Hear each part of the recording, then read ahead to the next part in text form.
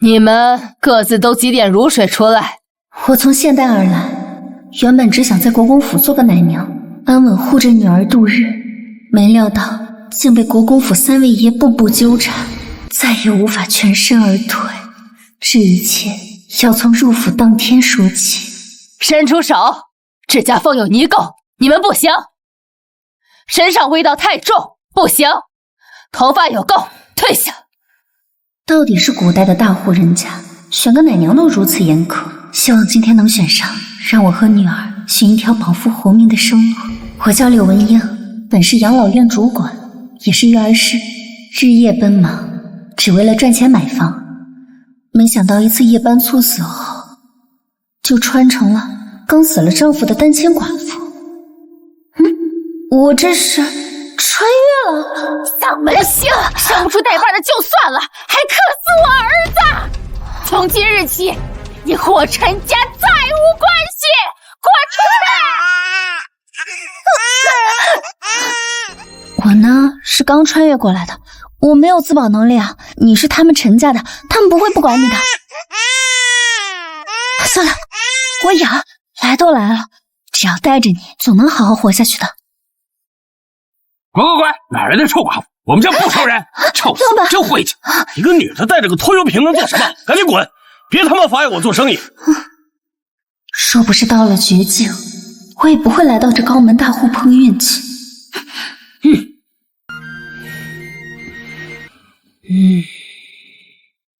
面色红润，身材丰润，奶水定然足。你跟我来。是。你们各自都几点如水出来，麻利点儿！还愣着做什么？是。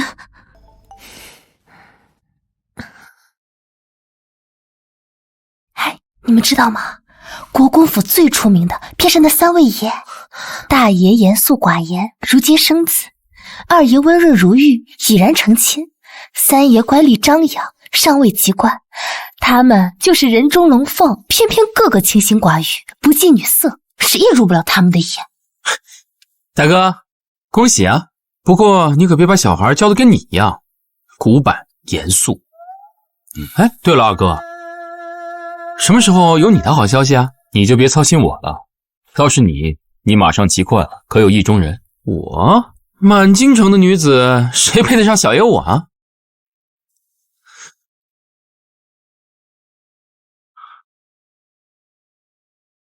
这是回各位爷，是在给小少爷找奶娘呢。选个奶娘而已，用得着这么大张旗鼓吗？非礼勿视，我们走吧。大哥还是那么重规矩。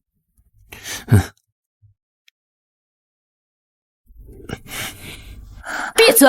三位爷，其实你们能议论的。国公府尊卑有别，三位爷就算挑遍整个京城，也不会瞧上你们一介乳娘。都给我安分点儿！妄想！古代诗人命如草芥，我只求赚足银两养活孩子，在这里活下去。至于三位爷，当然离得越远越好。这还要检查什么吗？这你都不懂？当然是看小少爷愿意喝谁的奶了。你还有你，成了。小少爷肯喝你们的奶，这是定金，拿好了，立刻回家去收拾东西，半个时辰后回来。误了时辰，这份差事就没了。是。你怎么还不走？嬷嬷，我可否带着女儿进府，一同当差？什么？带孩子进府？你当国公府是菜市场吗？嬷嬷别生气，我实在是走投无路了。若我能在国公府当好这差事，我愿将月钱月分担于您。求求您可怜可怜我的女儿，给她一口饱饭吃吧，嬷嬷。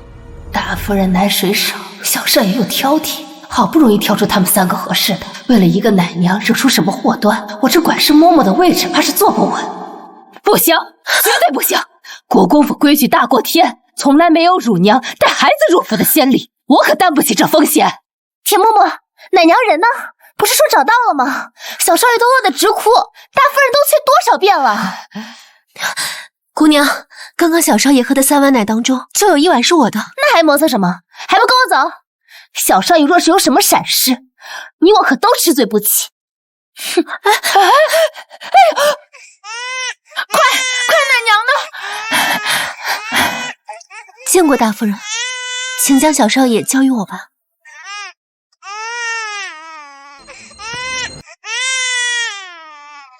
你这是在干什么？你怎敢乱来？住手！叫你过来是来喂奶的，不是来捣乱的。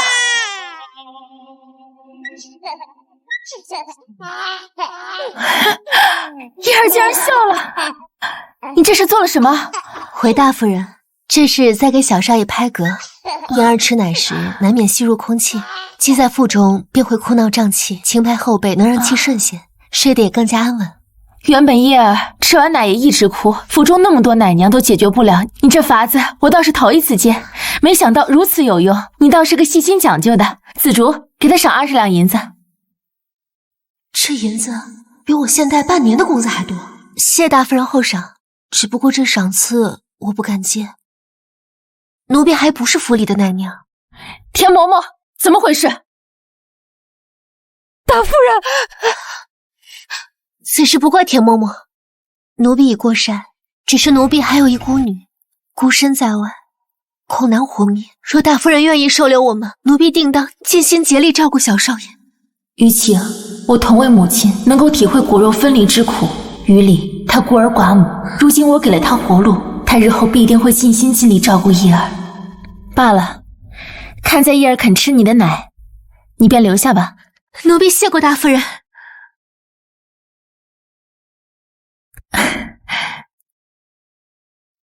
发生何事了？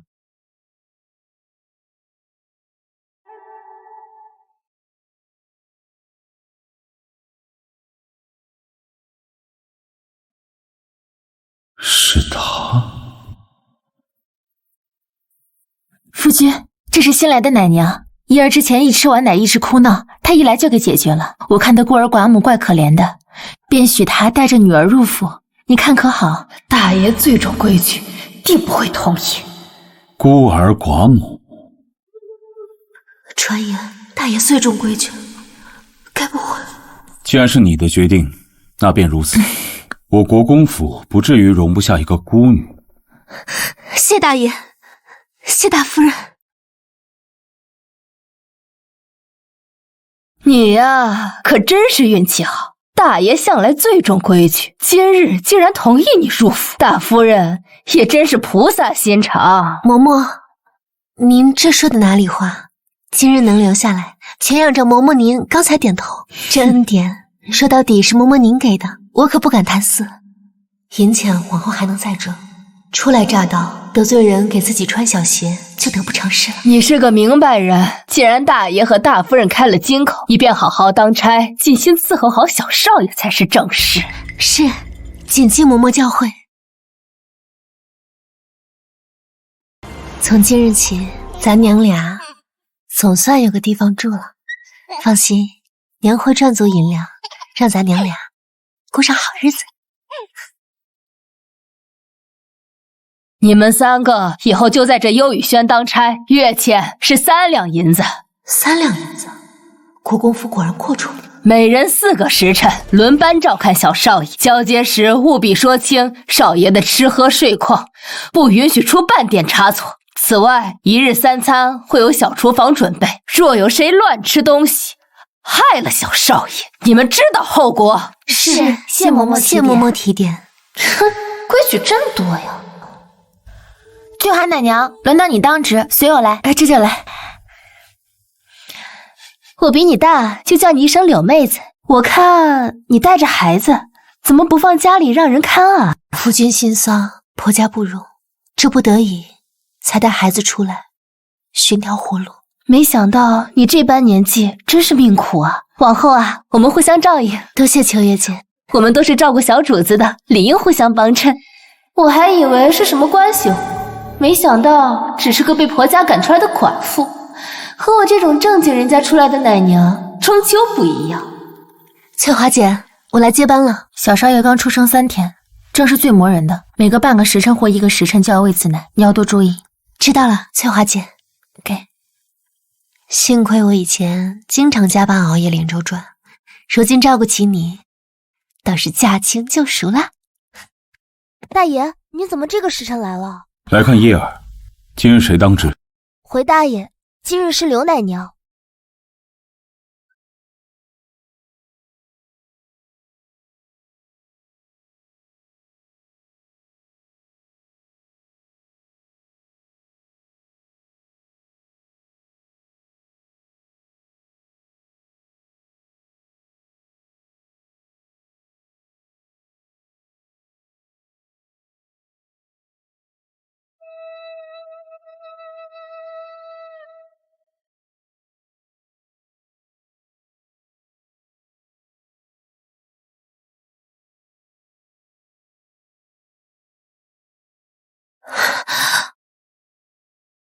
大爷，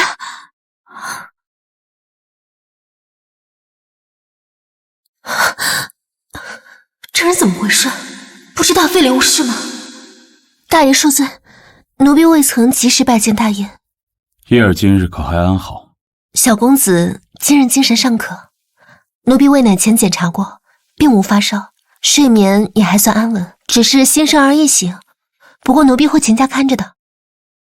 好好照顾叶儿。是。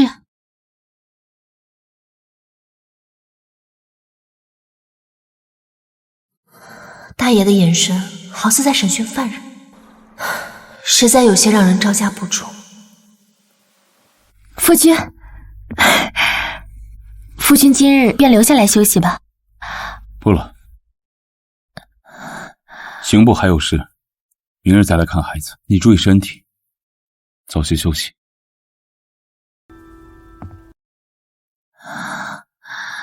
夫人，您莫伤心，大爷他心里是有您的，只是如今无妨。我们成亲前便谈好了，他助温家渡过难关，我替他打理好家宅。如今他愿意给我留下一个孩子，保住我当家主母的体面，已是足够。他这样一个冷心冷情的人，怕是一辈子也不会对旁人动心的。是洛洛在哭。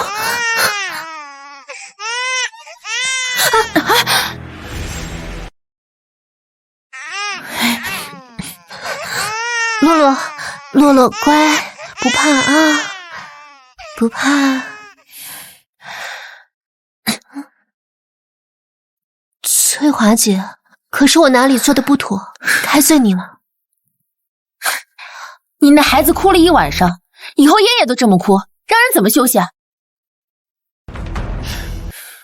往后还请翠华姐多担待担待。担待，我倒是想，可是我睡眠浅，经不起折腾。不是我说你，你自己都照顾不好，还把孩子带进府，这不是给旁人添乱吗？翠华姐教训的是，只是我父亲刚死，被婆家赶出门，这孩子实在是没人照顾，我才带在身边的。不过翠华姐你放心，我会尽快想解决办法的。柳妹子，你也别往心里去，翠华那女人啊，就是脾气不好。昨晚你那丫头一直闹，还是我帮她喂了几口奶才慢慢睡着的。多谢你啊，秋叶姐，我能不能跟你换个轮次？这样即使夜里洛洛哭闹，也吵不到你们。好妹子，不是我不帮你，实在是我眼睛不好，我这一到夜里啊就看不见东西，我是怕照顾不好小少爷。没事的，秋叶姐，昨天晚上你已经帮了我，剩下的我自己想想办法。成，那我就先出去了啊。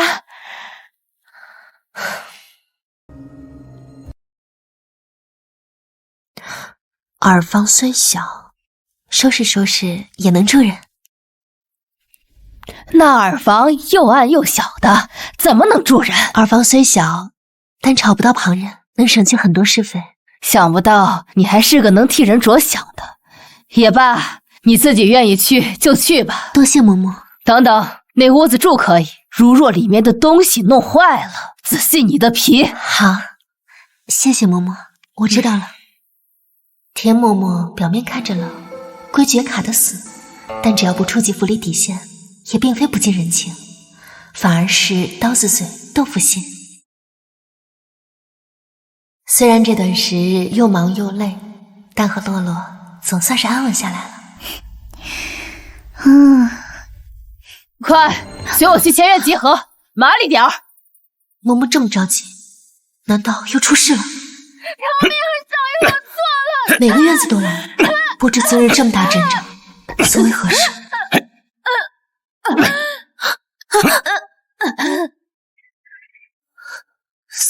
都给我睁大眼看清楚了！这个贱婢胆大妄为，竟敢趁着三爷宴饮危醉之际，做出了爬床的勾当。按照府里的规矩，此等心术不正之人，应该重则50大板，发卖出府。退下吧！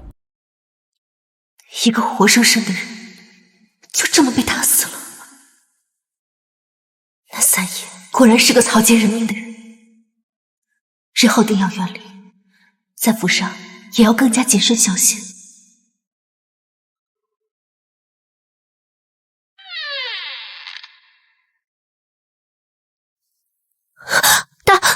大爷，不必行礼。今日可是叶儿发生了什么事？没事。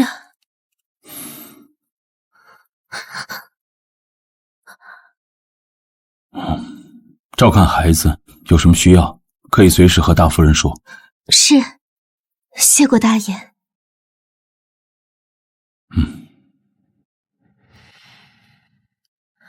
好在大爷看似严肃，实则温和又体贴下人，和那暴戾的三爷果然不同。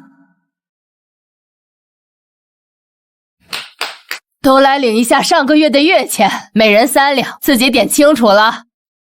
3两银子，不管古代还是现代，钱都让人踏实。哎呀，还是柳妹子你好，这挣多少啊，就能给自己和丫头花多少。这不像我们，这辛辛苦苦1个月，这手里的钱还没我热乎，就紧着给家里送去了。唉，秋月姐，你难道也想像我一样，连个能托付银钱、捎2句口信的亲人都没有吗？这福气给你，你要不要？这福气啊，我可享受不了，还是你自己留着吧。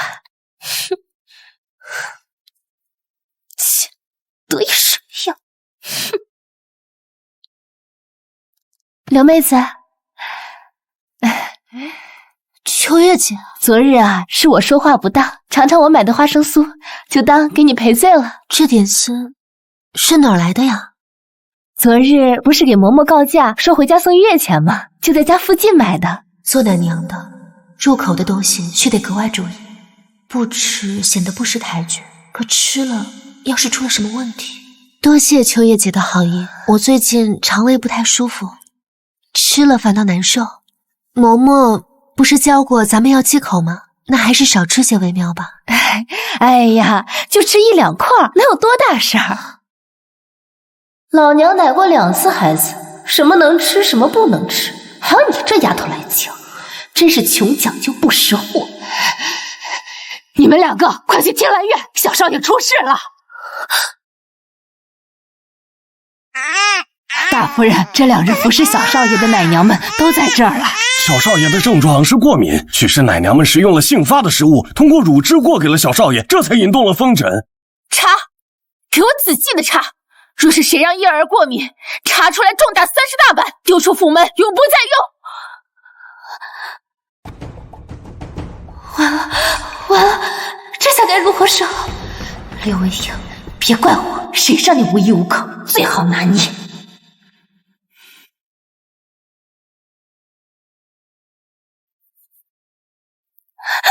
大夫人，是他吃了花生酥。大夫人，不是奴婢。夫人，小少爷正是对花生过敏。大夫人，就是他。你先把叶儿带下去喂药吧。哼，你当本夫人是傻子吗？柳文英入府的缘由我一清二楚，是我给他们母女一条生路，她比任何人都需要这份差事，又怎会做出如此恩将仇报之事？反倒是你眼神闪躲，心虚狡辩，你当我看不见吗？夫人，您看看，这是我在幽雨轩的耳房里面找到的。耳房？夫人，二房就是柳文英所住之地。柳文英，你当初口口声声说会照顾好小少爷，这就是你说的。大夫人，柳文英，我事事交代你的那么清楚，你怎能如此糊涂，犯下如此大错？柳奶娘，平日里看着你认真负责的样子，原来全都是演给大夫人看的。如今小少爷出了这等差错，你有几条命能担起这个责任啊？秋月先行指责，证据又确凿，纵使我百般解释，也没人能信。况且根本没有人敢趟这趟浑水帮我说话，难道今日就要被赶出府？没有人能给柳文英作证，这个替罪羊他当定。回大夫人，奴婢可以作证，是秋月吃的。你胡说八道什么？你继续说。我们自入府以来，从未踏出府门半步，唯有秋月昨日以回家送月钱为由，向李嬷嬷告假出府。花生酥也是她在外购买带回，她一个人吃不够，还想让奴婢也跟着吃，只不过奴婢没接。我和翠华之前有过局域，她竟愿意帮我。回大夫人，奴婢的确给秋月批了假，谁知她居然在外面乱吃，奴婢也不吃啊！大夫人饶命！大夫人饶命！奴婢不知道小鼠子对花生过敏，奴婢知错，奴婢再也不敢了！大夫人饶命！饶你？你嘴贪妄为，致使伊儿受了那么多苦，你的奶水也沾了花生的气息，绝不能再入伊儿的口，府里还留你何用？来人，拖出去，重打30大板，丢出府门，永不再用！大夫人，走！大夫！30人大板下去，半条命废掉了，再丢出府，这和死了也没区别了。李嬷嬷，害一个奶娘，你竟敢批假，这件事你责任重大！来人，把李嬷嬷也拖出去，赶出府门！大夫人，求您看在奴婢在府上伺候20年的份上，出去！大夫人，大夫人！田嬷嬷，你监管不力，罚你3个月月钱。老奴领罪，谢大夫人开恩。还有你们2个奶娘，你们虽未直接犯错，但同住一院，没有劝阻，亦有失察之责，各罚1个月月钱。奴婢领罚，都退下吧。在府上20年，也难逃这种责罚。田嬷嬷，请留步。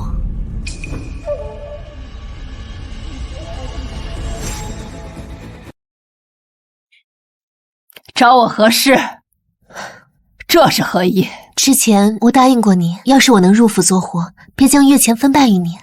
本来是今天给您的，但被耽误到了现在。倒是个知恩的，只是你也被罚了月钱，还是算了吧。嬷嬷，您还是收下吧。今日之事也是我们连累了您。你可知方才那秋月为何那般不管不顾，往你身上泼脏水？奴婢在府里没有仰仗，容易被拿捏。你得大夫人信任，府里的下人们很是炎热，你且小心。多谢嬷嬷教诲，嬷嬷您真是个大好人。你不怕我？嬷嬷虽然规矩严厉，但心地是好的，而且行事公正，感激您还来不及呢，怎么会怕您？我自家那个不成器的混账儿子和懒散儿媳，要是有这份心，老婆子我在府里待了这么多年，没什么大本事，倒也积攒了一些人面。若是不嫌弃的话，私底下可以唤我一声干娘。若有什么困难，我这做干娘的总可以替你周旋一二。若是能认下田嬷嬷为干娘，无疑是找到了靠山。女儿柳文英，见过干娘。好孩子，既然你唤我一声干娘，这银子我也不能收，日后咱们在府里互相有个照应。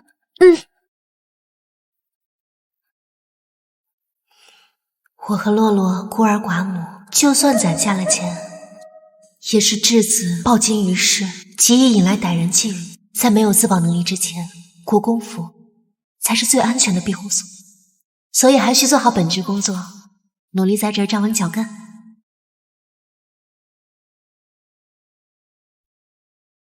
大爷，叶儿睡了。回大爷，小少爷刚刚吃过奶，已经睡着了。今日花生酥的事，我听说了。你一向认真负责，秋月冤枉你，已经付出代价，你不必放在心上。大爷，既然如此关心下人，还特来安慰。是，大爷。今后若是府中缺了什么，或是你有什么需要，随时吩咐下人。奶娘状态安稳，才能照顾好孩子。是，大爷，奴婢定当尽心尽力照顾小少爷。大爷是个面冷心热的，极其牵挂小少爷，想必和大夫人的感情应该是十分恩爱的。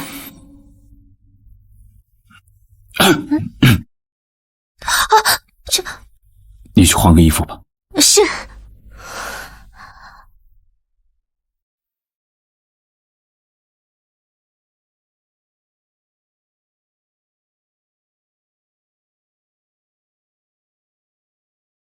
露露最近开始吃辅食，奶水就蓄起来了，还让大爷撞见了。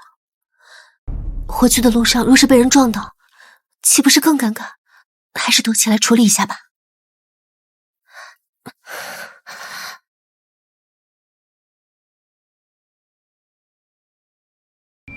洪将军，你别咬死他！三爷子，拿去分了吧。三爷，小的刚才瞧见丫鬟鬼鬼祟祟的藏在那假山后面，您看会不会又是哪个院子里不死心的故意凑上来？既然是冲着爷来的，自然不能让他失望。爷亲自去捉他。鬼鬼祟祟躲在这里，想做什么？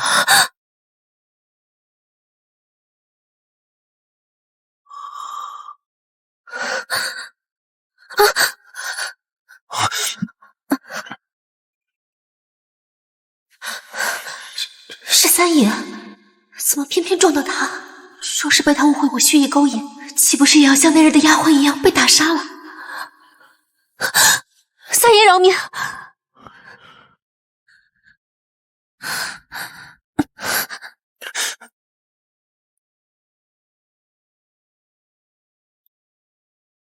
三爷，你没事吧？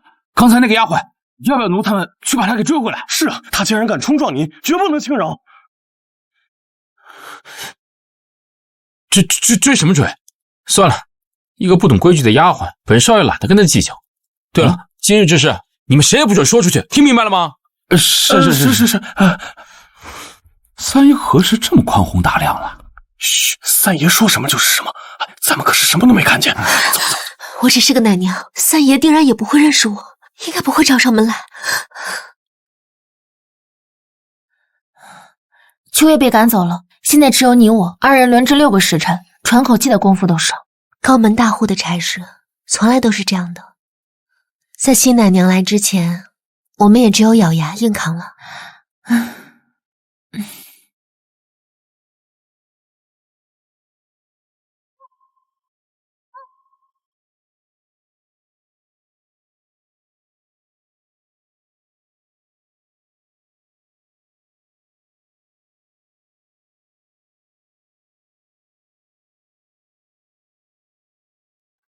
有他在的地方，似乎总是有股淡淡的香。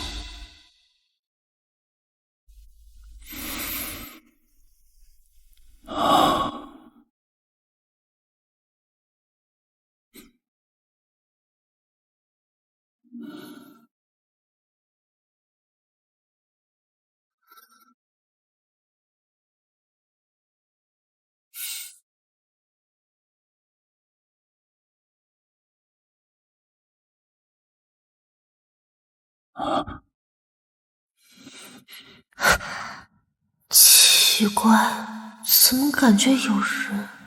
应该是我太累了，做梦了吧？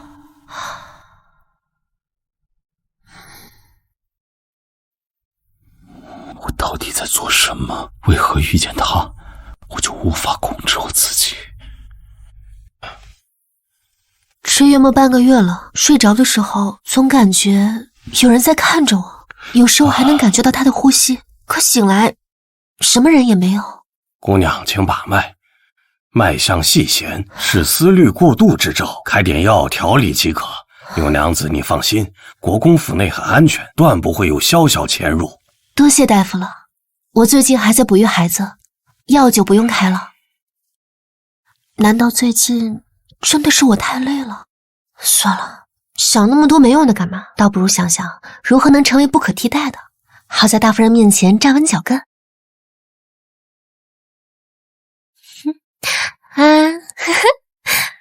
刘奶娘，小少爷刚喝过奶，我来哄着睡吧。不用，我再抱着他玩一会儿。刘奶娘，我虽然是刚来的，但是我做奶娘已经10年了。自我经手的孩子喝完奶，向来都是要睡觉的。你这样逗弄小少爷，是显得自己有活了，但是却累着了小少爷。刘奶娘，你为何每次喂完奶都不让他立刻睡，而是抱着他玩？回大夫人，这是为了让小少爷区分开吃喝睡，适当逗弄，能够活络精神，还能有一个很好的作息。难怪叶儿最近精神头更足了，哭闹也很少，连睡觉都很有规律。可是，刘奶娘，你小小年纪懂得可真不少。多谢大夫人夸奖。紫竹，吩咐下去，让其他奶娘都跟着刘奶娘学，日后这些奶娘们也都由刘奶娘负责了。文英一定不会辜负大夫人所托。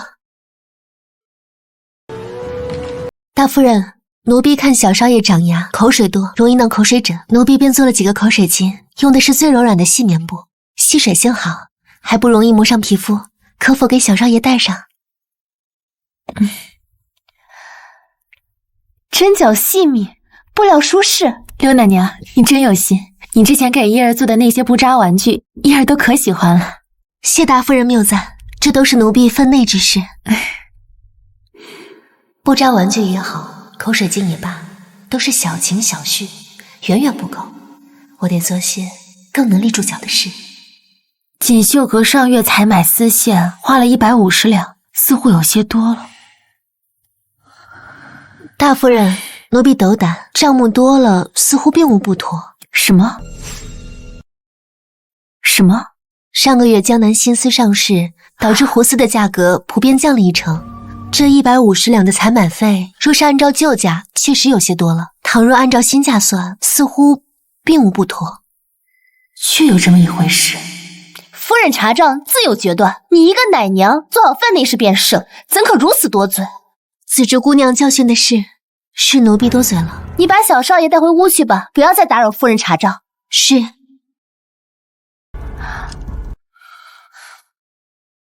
按照柳文英所说，是价将1成重新核算，之前的固然错了。紫竹，快去把刘奶娘叫过来啊！叫你去就快去啊！是。刘奶娘，你来帮我算算这笔账。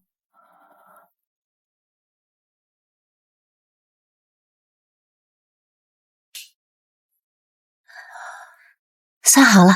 这么快？算好了。这么快？刚才你说的那个将同类支出归拢核算，再与往期比对的法子，此法甚是有用。你这些法子都是从哪儿学来的？我竟闻所未闻。大学时我曾考过会计证，只是这个理由必定是不能说的。回禀夫人，奴婢的邻居是在商号做账房先生的，耳濡目染之下，便留心学了一些皮毛。怪不得呢，让你只做奶娘，倒是有些屈才了。你说对吧，文英？最关键的时刻来了。大夫人言重了，奴婢不敢当，能得大夫人收留，在府里有一席之地，带小少爷已经是天大的福分。奴婢只希望日后能一直留在府里，有一口饱饭吃。这是跟我表忠心呢。文英有算账能力，对叶儿也尽心尽责，留着她，日后定有大用处。你是个好女子，心思正又肯用心，日后轮班外的空档就来帮忙理账吧，月钱另加1两。多谢大夫人，奴婢定当结草衔环，以报夫人大恩。如此一来，月钱又多了，只要能在公府留下来，再累也无妨。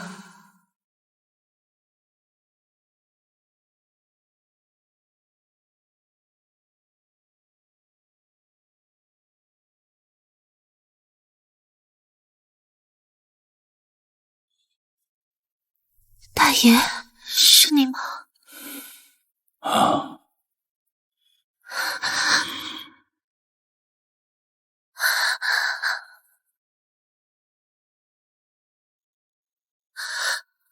别，求你了。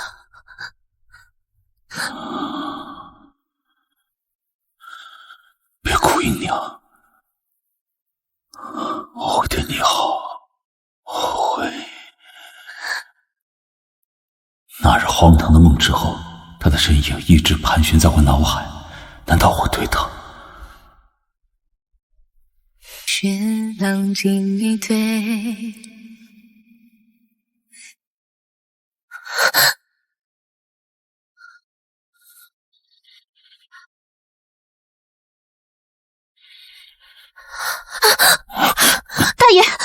大爷恕罪，奴婢不知是大爷驾临，定是将我错认成了大夫人。这些是你做的？回大爷，是，奴婢学过一些礼账，见大夫人家事繁重，礼账时常头疼，便主动请缨，也是大夫人不嫌弃，还教了奴婢其中一些门道。你把如此复杂的账本整理得如此简单易懂，很好。多谢大爷夸奖。坐。刚才被看到，若是传出去，我勾引大爷，只怕性命难保。这下被我抓住把柄，勾引主子的贱人，我要你好看！大爷，奴婢给您沏碗茶。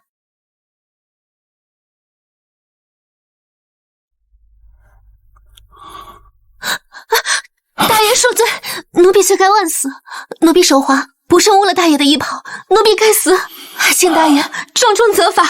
惹怒了大爷，就算被罚，也比冠上勾引主子的罪名好。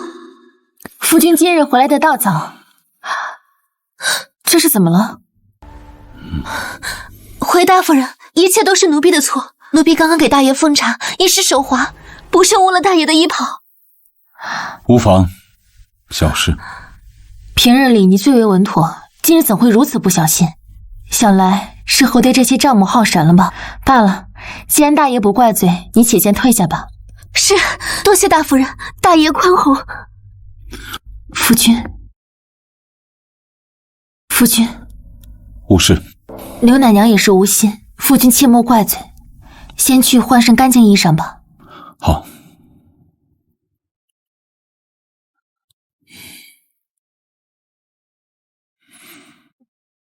如今叶儿越发认人了，见到您便笑。夫君要抱抱叶儿吗？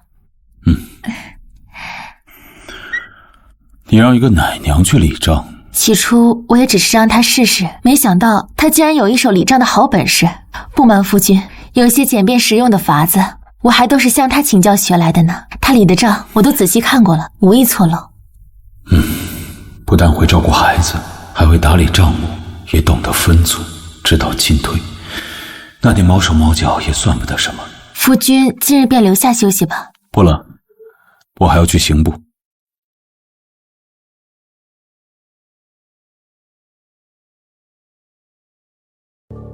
怎么了？在夫人面前有什么不能说的？赶紧禀报！奴婢怀疑刘奶娘她心思不轨。胡说些什么？刘奶娘做事勤恳，你可知攀咬他人是何等罪过？奴婢没有说谎，奴婢在门外亲眼看见大爷抱住了刘奶娘。你确定？千真万确，奴婢看得清清楚楚。夫人，此事事关重大，若非赵奶娘亲眼所见，她万万不敢胡说呀。大爷怎会如此逾矩？若柳氏真动了那等不堪的心思，意图勾引主子，那他方才为何故意将茶杯弄翻，弄脏了大爷的衣袍，惹得大爷不快？说话要讲证据。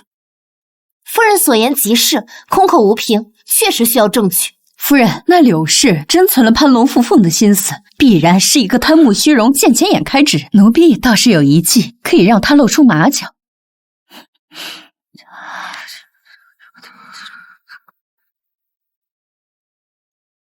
就依你所言去办吧。大夫人，今天阳光难得明媚，你带着叶儿去晒晒太阳。是。对了，叶儿那条绣着小老虎的新口水巾落在屋里了，你去取来。那条它戴着最是舒服。是，夫人。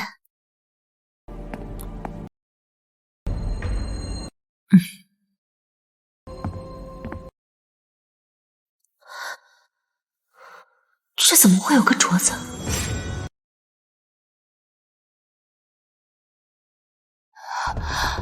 夫人，镯子不见了。什么？去把叶儿抱到隔壁去。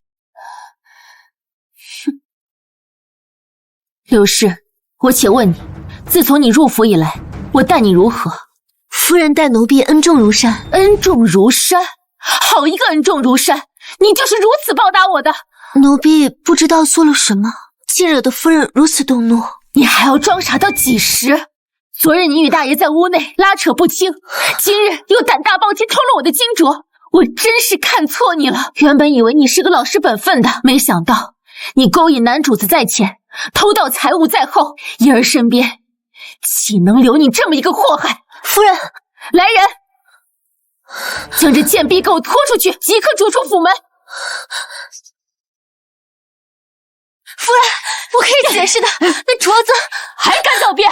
夫人没打你板子，再丢你出去，算是对你仁慈了。夫人，大爷，您听说了吗？刘奶娘被大夫人赶走了，真是人心难测。什么？大爷这是怎么了？还是第一次看他如此紧张着急。夫人，您别太难过了，为这种人不值得。你先下去吧，我想歇一会儿。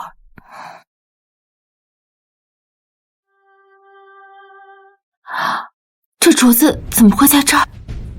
不是被柳文英媚走了吗？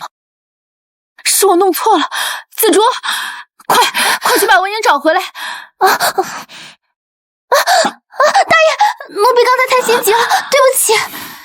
夫君，发生何事了？之前有人告密说文英对您心怀不轨，是我一时冲动误会了，所以才特地让紫竹去把她找回来。紫竹这丫头刚才慌了些，您别在意。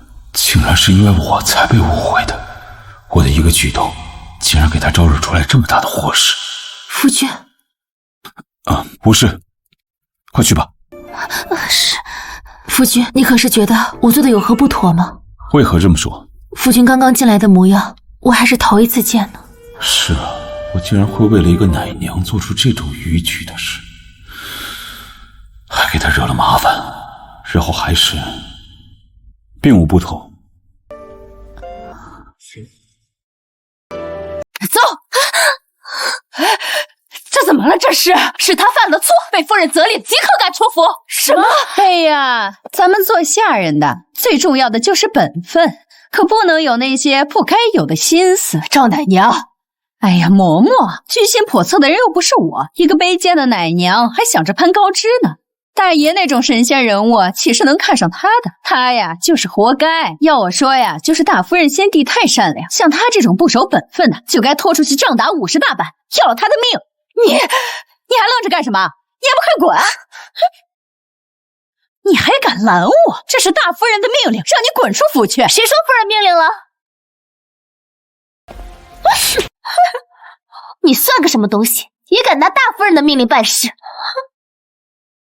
刘奶娘，夫人命我给你送些东西过来，这是夫人赏你的10两黄金，夫人觉得不够，还给你添了一套银首饰呢。10两黄金？多谢大夫人赏赐，有劳紫竹姑娘跑这一趟了。您客气了，这是应当的。夫人说了，刘奶娘是她信任的人，日后若是有哪个不长眼的胆敢冲撞你，你只管和夫人说便是，夫人自会为你做主。紫竹姑娘，这是怎么回事啊？方才不是说要把她赶出府吗？其中有些误会，现在都已经澄清了，反倒是你胆敢在大夫人面前乱嚼舌根。田嬷嬷，即日起将赵奶娘逐出府去。可是，来人，把她给我拖出去！不要，走！刘奶娘，夫人请您过去一趟。先容许奴婢收拾一下。这到底怎么回事啊？你等我回来后再跟你说。文英，今日之事是我误会你了，委屈你了，抱歉。奴婢不敢当，大夫人身为当家主母，竟然愿意给我这个下人道歉。今日是我冲昏了头，你莫要怪罪我。大夫人千万别这么说。上次你说你在耳房住，那地方太小了，不合适，我让紫竹去给你安排了一个小院，日后你便带着洛洛到那里去住。多谢大夫人。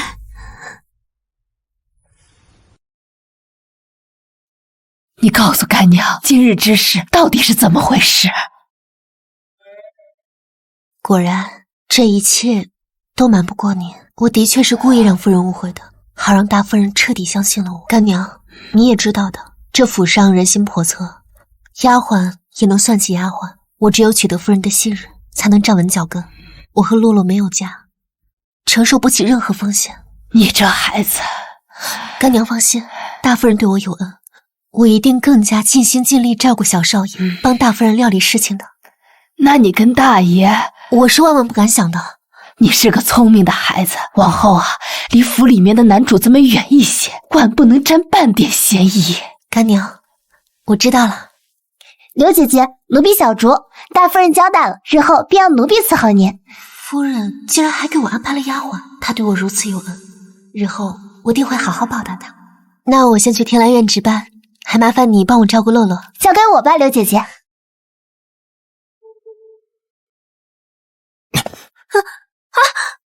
哎，那边的，把蹴鞠给小爷拿过来。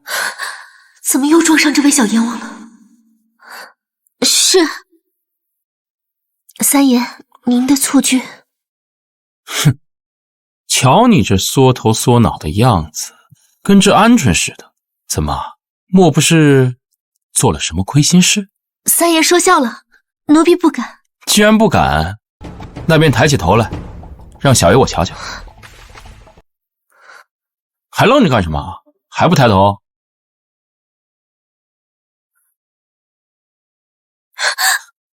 主子们还有事，奴婢就先告退了。哎，好没规矩的丫鬟，这姑娘好像在哪儿见过。是她。三爷，你可是病了，怎么脸这般红啊？我没病，我就是踢蹴鞠热的我。三爷这火起来的可真够莫名其妙。刚才那个女人你看到了吗？啊，她是哪个院子的？好像是大夫人院子里，是小少爷的奶娘。是吗？啊。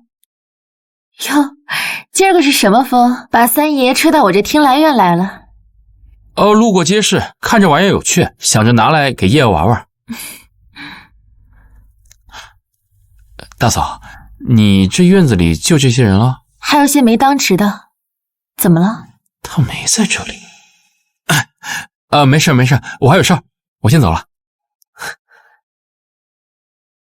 夫人，三爷这是怎么了？像是在找什么人？他这个性子，只要不在外头惹是生非，就由着他来吧。得自己跌个实实在在的跟头，才能真正长记性。跌跟头？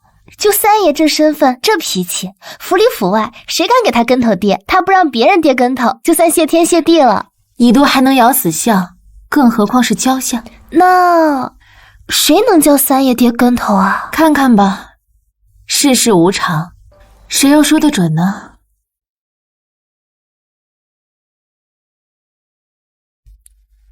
刘姐姐，最近京城可不太平，那采花贼愈发猖狂，好多官宦人家的夫人小姐都遭了殃。还没抓到人吗？还没有，那贼人狡猾得很，来无影去无踪的。不过刘姐姐你放心，咱们国公府警卫森严，不会有事的。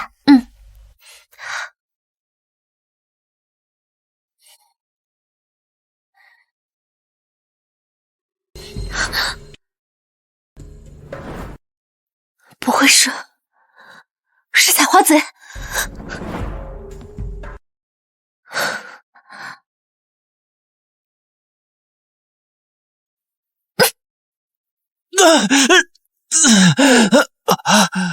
三爷，哪个不长眼的狗奴才敢打小爷我？完了，他可是会杀人的，要是被发现，就死定了。打了小爷就想跑，谁给你的胆子？三爷，您放开奴婢。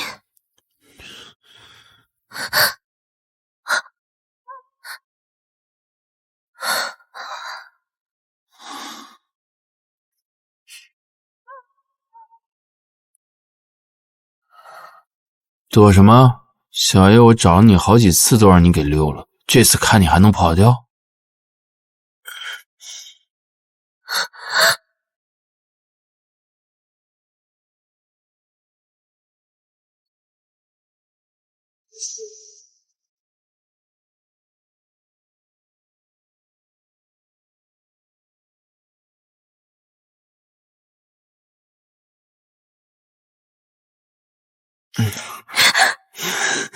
原来他记得之前的仇，如今借着酒劲来报复。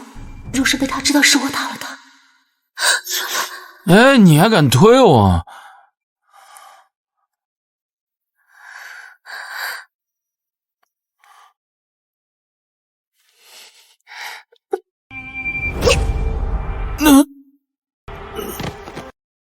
谁让你先冒犯我的？不打白不打。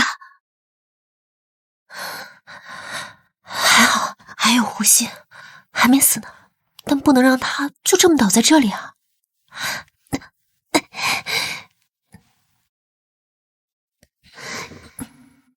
这么一来，任谁看都是他醉酒夜归，不慎跌倒晕厥过去的。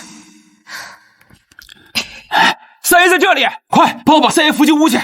但愿他醒来能完全不记得晕厥之前的事。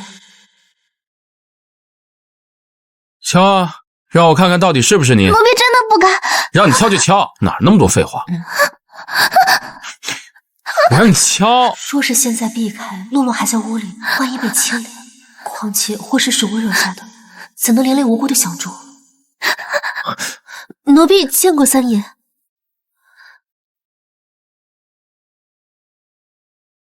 是你，昨晚是你打的我。是。我长这么大，横行京城，只有爷揍别人的份儿，何曾被一个下人，还是个女人敲过闷棍？好，很好，你应该知道，小爷不是好惹之辈。信奉以牙还牙，以眼还眼。你打了我一下，我就要打你10下。三爷息怒，奴婢并非有意冒犯，只不过近来京城时常不宁，常有采花贼作乱。若只是您，就算给奴婢10个胆子，奴婢也不敢。你说我是采花贼？奴婢不敢。您身份金尊玉贵，自然与那等宵小不同。昨夜翻墙而归，正值采花贼猖獗之际，难免引人误会。误会？照你这么说，哦，你打我还有理了？奴婢只是自卫。好一张伶牙俐嘴！你知道以下犯上会是什么下场吗？奴婢是一个下人，这最坏的下场不过是被责打一顿，赶出府去罢了。不像您，身份金尊玉贵，若是此时闹开，传到国公爷与夫人耳中，追问您昨夜为何翻墙而归，国公府家法森严，若损了三爷您的体面，那才是真正的得不偿失。你这个女人敢威胁我是不是？真当我拿你没招？刘姐姐，三爷你放开我，你放开我，孩子哭了。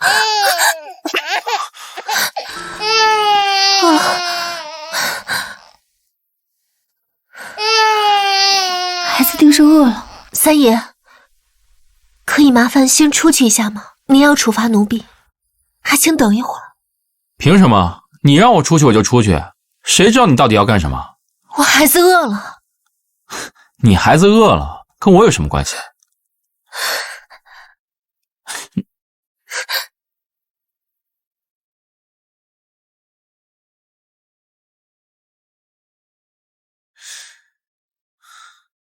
你给我回来！谁让你离开的？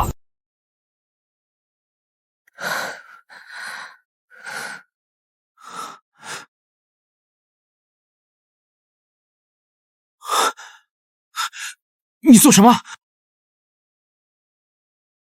不是，你做什么？光天化日，不对，青天白日，小爷我可是堂堂正正的啊！这女人难道是想用那种方式来求饶？这声音，原来她宽衣是为了喂孩子。我刚刚在想什么啊？三爷，奴婢自知有罪，如何处置，全凭三爷发落。本以为得了大夫人的信任，终于能为我和洛洛挣得一些安稳，却偏偏惹上三爷。那丫鬟只是爬床就被活活打死，我呢，最后恐怕连死都不知道怎么死的。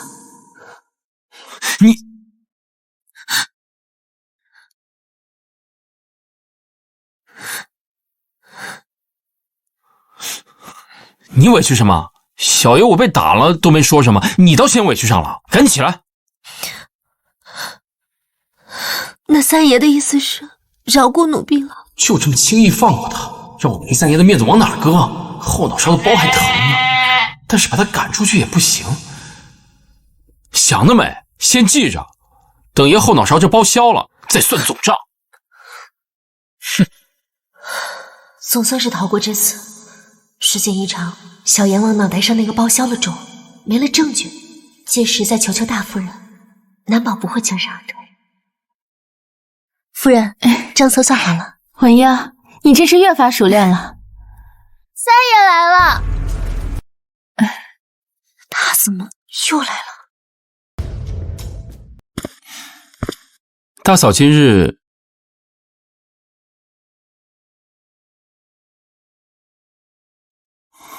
气色真好。老三嘴巴是越来越甜了呀。今日学业如何？还行吧。奴婢带着小少爷去侧屋换尿布。想躲我没门。紫竹，帮我打盆水来。三爷，这是大夫人的院子。我知道啊，怎么这听兰院小爷我还来不得？奴婢不是这个意思。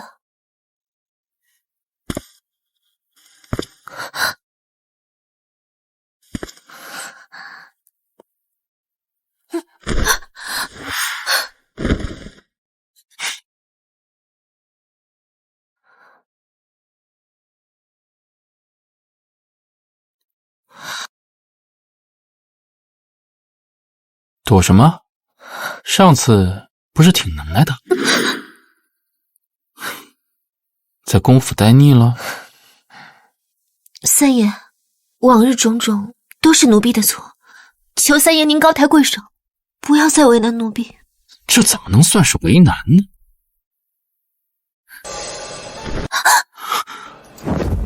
上次在假山也是因为这个。是，三爷，让奴婢去处理一下吧。不处理会怎样？奴婢会很难堪。你难堪关小爷什么事儿？正好算算上次你敲我闷棍的账。只要我难堪，他就不计较我敲他闷棍的事。我来自现代，哺乳再正常不过，弄湿衣服的确尴尬，但和打板子或者被赶出府相比，根本不值一提。三爷说的可否为真？三爷说的可否为真？你这女人竟是个好粮，她不应该更羞耻吗？你怎么还在这儿？不是说要回去了吗？我正要走呢，顺道看看侄儿。你等着。文英，这里没什么事了，你先回去换身干爽的衣裳吧。是。三爷，您还为那个奶娘的事儿烦呢？要我说，您把她打发到一个最苦最累的地方去呗。你以为我没想过？可她如今是大嫂面前得用的人，况且若是捅到爹娘面前，我还得把自己搭进去。按您的话说，那就由着她喽。小爷我已经有办法了，你先走吧。既然明着来不行，那就来暗。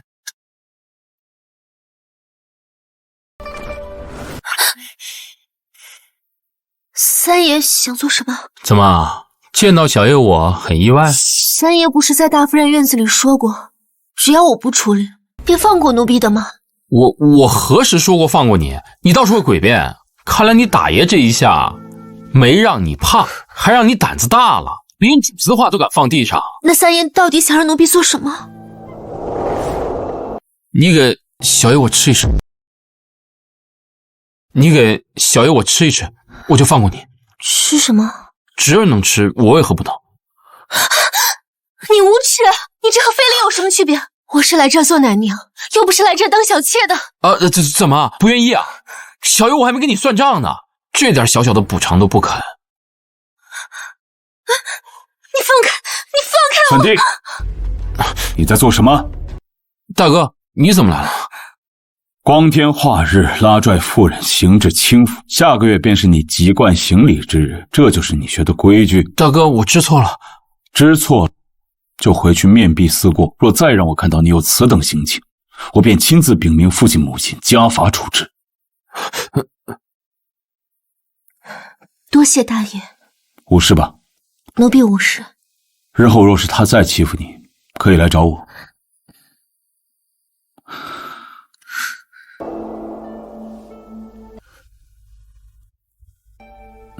回去吧。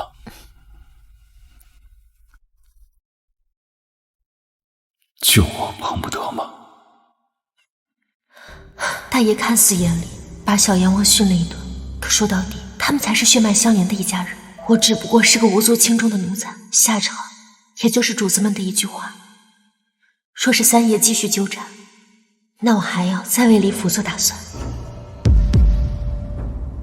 嫂子，你可算是从江南来了。弟媳有所不知啊，家里的生意实在是太忙了。哟，这定是叶哥吧？抱过来让我瞧瞧。早就听说弟媳添了个金孙，今日啊，可算是见着了。来来来，快！哎呦，瞧瞧这小模样。梁夫人指甲纤长，恐会伤到小少爷，我得警惕些。这眉眼呐，俊得很呐。小孩子家的，莫要夸得太过。不过叶哥这孩子呀，确实听话。他们家倒好，老大仕途顺遂，如今又得了一个康健的嫡孙。反观我家那些糟心事儿，叫我如何不眼热？弟媳真是好福气呀，不过是一家人齐心罢了。叶儿该用些辅食了。文英，你去小厨房将准备好的山药泥取来，照顾孩子你最精细，别人我不放心。是。哎呦，叶儿，小少爷，叶儿，我的叶儿，我这孙儿好端端的，怎么到你手里就变成这副样子了？哎，我可什么都没做啊，怎么能赖我啊？你撒谎！叶儿身子一向康健，从未有过急症。夫医呢？快把夫医过来呀！已经派人去催了。文英，你快救救叶儿！夫人，请相信奴婢，只要你能救叶儿，怎么都好。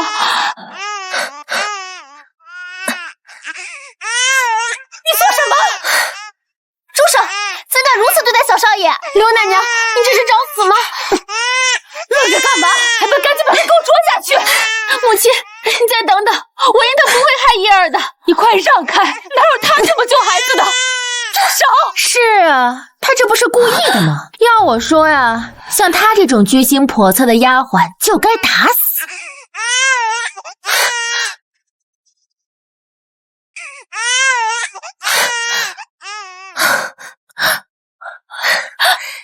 夫人，没事了。还好，在现代接受过紧急培训，应对噎住的办法，不管是大人还是小孩，都可以用海姆立刻急救。异物卡喉最是凶险，还好有人将莲子异物催吐出来，救了小少爷一命啊！文英，真是谢谢你，你又救了叶儿。莲子这等坚果之物，孩童是万万不可入口的，若解救不及，顷刻间便要了性命。你们看我是什么意思啊？又不是我喂叶儿吃的莲子，我还没说是不是你，你倒急着撇清关系了。若说心里没鬼，谁信了？瞧弟媳这话说的，咱们可是自家人，我能害叶儿？兴许是有些胆大奴才故意演这么一出戏。你这是什么意思？刚才不就是他抱着叶儿的吗？要我说呢，就是他故意喂叶儿的。不可能，文英他不是这样的人。是吗？他刚才救人的法子谁见过呀？若不是他早有预谋，怎么就偏偏他能把叶儿给救了呢？不是奴婢，奴婢这种方式是小时候跟山上的游医学的，况且奴婢出去过一刻钟，如果是奴婢所为，这小少爷是万万等不到奴婢的。文英走后，可不就是你一直在逗弄孩子？那许是他的手抓来抓去，一不小心抓到莲子，就放进嘴里了，这纯属意外呀。今日是我孙儿福大命大，有个胆大心细的丫鬟。若叶儿有个好歹，嫂子你也不想知道后果吧？今日若因一桩意外，你无凭无据的就怀疑我，此事若是传扬出去，于裴氏一族的名声，于定贤侄儿的官声，也未必是件好事。弟媳，你可得想清楚啊，不过就是他一个卑贱奶娘的几句话，你们还真就信了。要我看呢，既然叶儿遭此一罪，就是他这个当奶娘的没看好，该罚。就是他这个当奶娘的没看好，该罚。柳文英救了叶儿还要受罚，国公府什么时候如此颠倒黑白？丁轩，你来的正好。瞧瞧这事儿闹的，我虽然是个旁支，好歹也是个有头有脸的人物，怎么教训一个卑贱的奴才都不能了？谁让叶儿受罪，谁就该罚。瞧这意思，是要教训我呗？程汉媳妇儿，定玄罚不了你，我呢？母亲，您回来了。是啊，不回来还不知道国公府什么时候是你说了算了。儿媳不敢。江南是个好地方，只是我听说漕运上似乎有些不太平。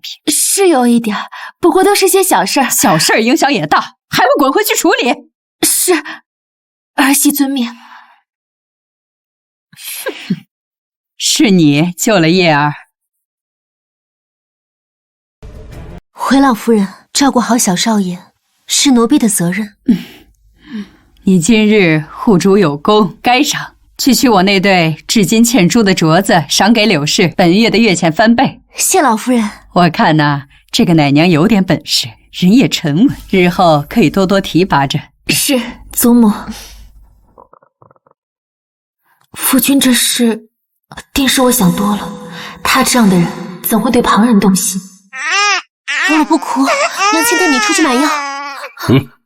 求你了，放奴婢出去吧，我女儿她发烧了，实在等不到天明了。不是我不通融，而是府里有规矩，你还是等天亮再来吧。求你了。怎么回事？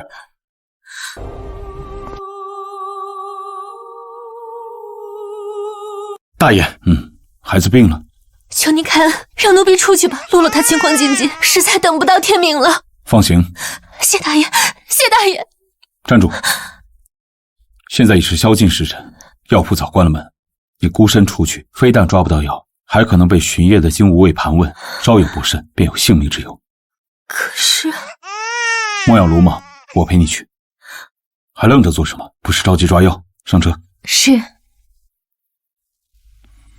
明明做好决定不再见他，只要见到他，我……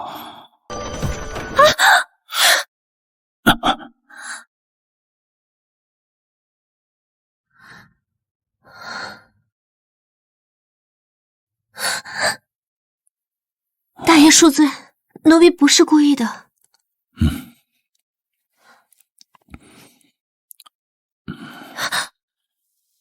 大爷，马车上备用的，你先披着吧。多谢大爷。药方给我，我去抓药，你在这里等着，不然被金吾卫发现，麻烦就大了。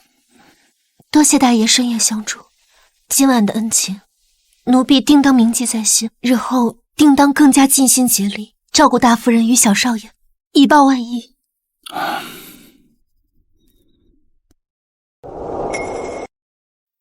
主仆之谊，可我要的若不止这些呢。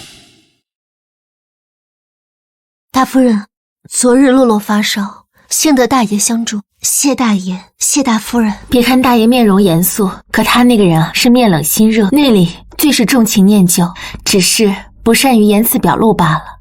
您瞧，这些都是大爷从京中乃至周边各地搜罗食物给孩子们玩的，都是2份，给洛洛也准备了1份。这如何使得？主子们的心意，奴婢心领了，万万不敢收啊！没什么值钱的玩意儿，你就收下吧，不然多出来的那份也只能丢了。谢大夫人。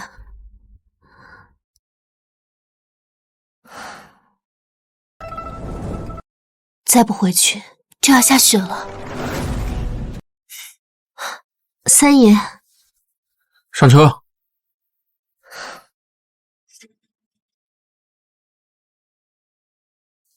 你在这儿做什么？洛洛前几日发烧，今日特来复查，多谢三爷相助。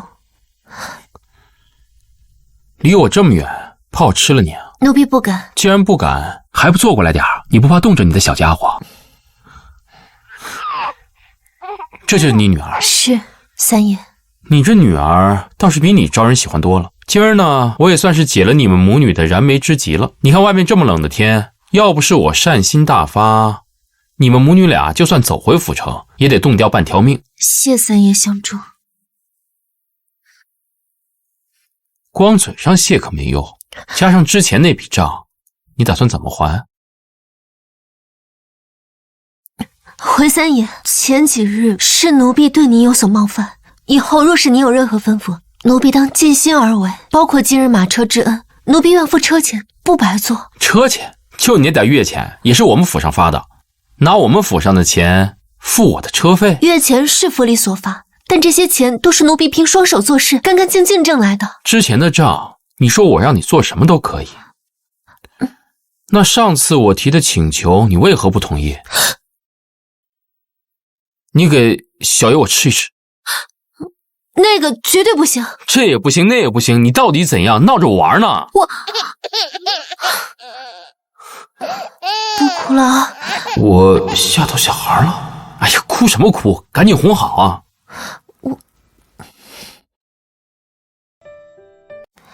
月儿明，风儿静，树叶遮窗棂。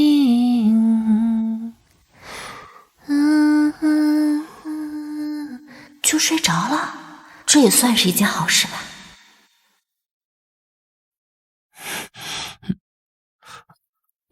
我在马车上睡着了？不对啊，我一向难以入睡。哦，昨天是柳文英的歌声。哼，看在让我睡着的份上，就原谅你，把我独自丢在马车上。三爷，您在这儿呢。柳文英呢？柳奶娘跟着大夫人去寺庙了。没良心的。啊，三爷最近也不出去玩了，日日就是盯着柳奶娘，也没见过他对谁如此在意过呢。文英，今日去寺庙也折腾你了，你回去休息吧。是，夫人。夫君。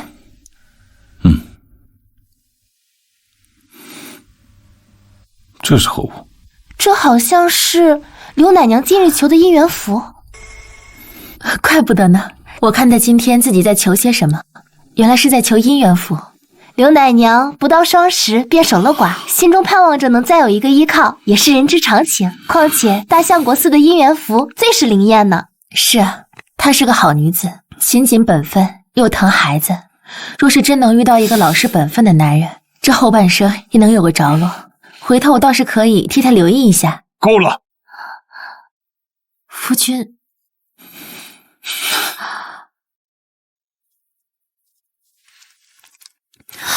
大爷，你要求姻缘？姻缘一事，奴婢也有想过。若日后遇到喜欢的人，我便和他……不会有那么一天。什么？我说，不会有那么一天。你就这么缺男人？奴婢缺不缺男人，与大爷无关。与我无关。大爷，您这是做什么？大爷这是在做什么？难道他？大爷，您放开奴婢！您是主子，奴婢是奴才。大爷，您对奴婢的好，不是恩典，是穿肠毒药。求大爷高抬贵手，饶过奴婢一命。毒药？我对他的呵护，在他心里竟然是穿肠毒药。是，大夫人对奴婢有恩，奴婢能带着孩子活下来，全靠大夫人的恩典。大爷，如今您这么做，您把奴婢置于何地？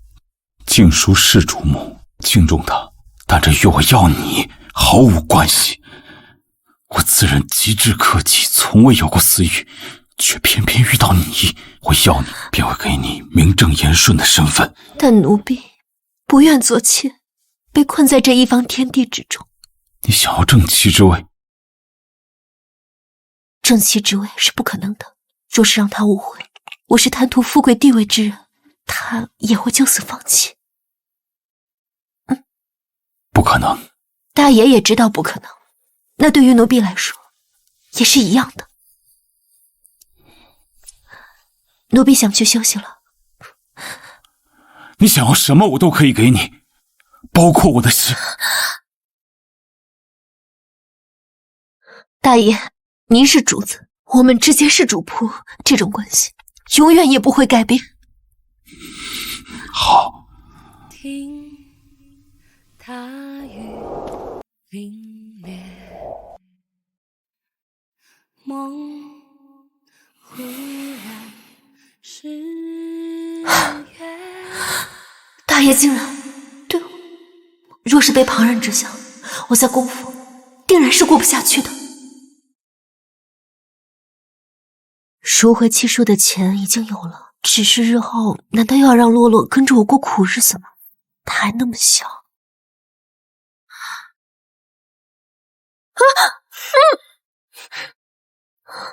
是我。三爷，您来这里做什么？这不合规矩。我睡不着，你在马车上哼的歌再给我唱一遍，我今晚要睡在你这儿。不行，这若是被人发现了，那……你也有害怕的时候。那天你拿棍子敲我的时候，不是挺熟练、挺大胆的吗？现在这黑灯瞎火的小院儿，倒是把你吓住了。三爷心眼真小，老是揪着那点事不放。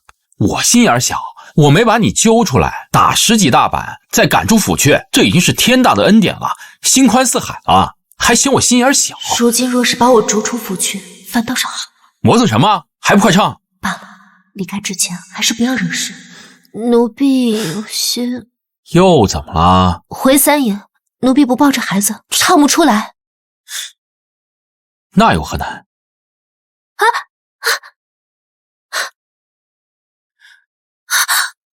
三爷，三爷，我这样总行了吧？快唱，再磨叽，天都要亮了。月儿明，风儿轻，树叶遮窗棂。上次不是这么唱的，你糊弄谁呢？奴婢嗓子有点干，唱不好。事儿真多。喝。谢三爷。不够还有。够了。月儿明，风儿轻，树叶遮窗棂。你什么都没听见？好，我什么都没听见。三爷，还需要奴婢再唱吗？继续。月儿明，风儿轻，树叶遮窗棂。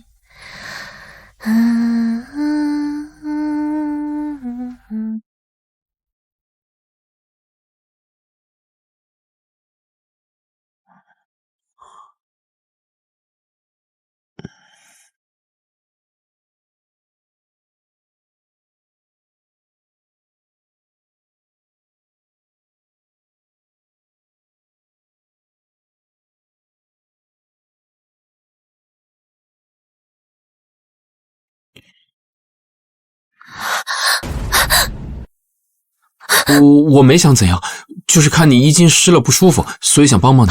是帮吗？你哪有那么好心？我看你分明就是想轻薄我。我怎么就不是帮了？上回你说你难受，我这次帮了你，难道不是好事吗？怕你湿着，到时候又冷又难受。站住！你让我走！你放开我！外面风雪那么大，你能去哪儿？再说了，你这个样子出去，被人看见了，像什么话？风雪再可怕，也没有你可怕。好了，别哭了。之前你打我的事儿一笔勾销，怎么样？不行。那你想怎么样？只要我能做到的。我要银子。什么？今晚之事，三爷若想一笔勾销，便拿银子来还。怎么，三爷不肯给？行，银子嘛，小爷我有的是。等爷回去，自然会多多的给你银子。今晚之事，请三爷务必守口如瓶。希望三爷日后能放过我，就当这件事没发生过。以后我们就桥归桥，路归路。不行。为何？没有为何，我说不行就是不行。胡来。随你怎么说，明日是我的籍贯宴，你一定要来。好。若是真的能给我银子，我带洛洛离开之后，也算是有些仰仗，不至于让他再过苦日子了。今日是三爷的生辰，也是他的籍贯之礼，国公爷夫妇对此极为重视，切不可出半点差错。是。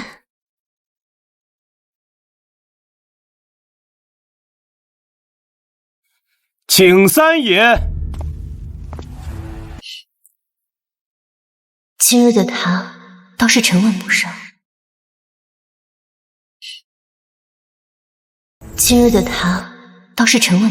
出家象征着成年立身，志在圣贤，再加皮变，寓意执兵戈以为社稷，三家绝变，昭示着可担家族之责。礼成。这还是往日那个流连花丛、玩世不恭的三爷。籍贯之后，想必会更加成熟，也就不会再缠着我了吧。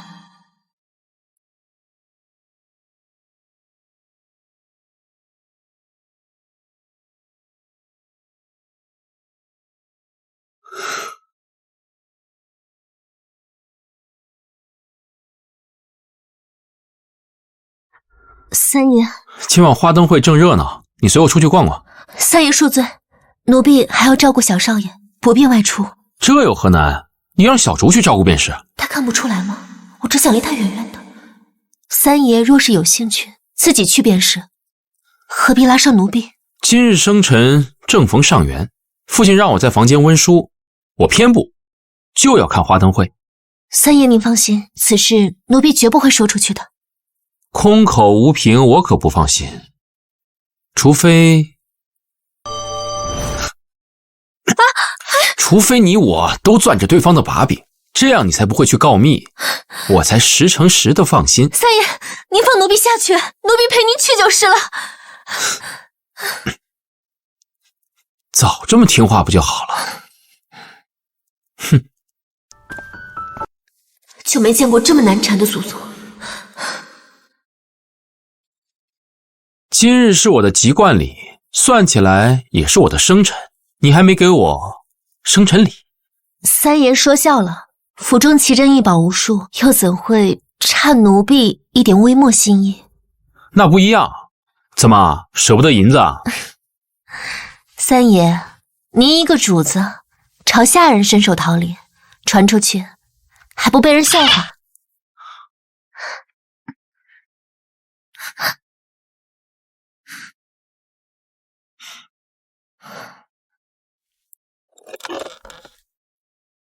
你就说给不给吧。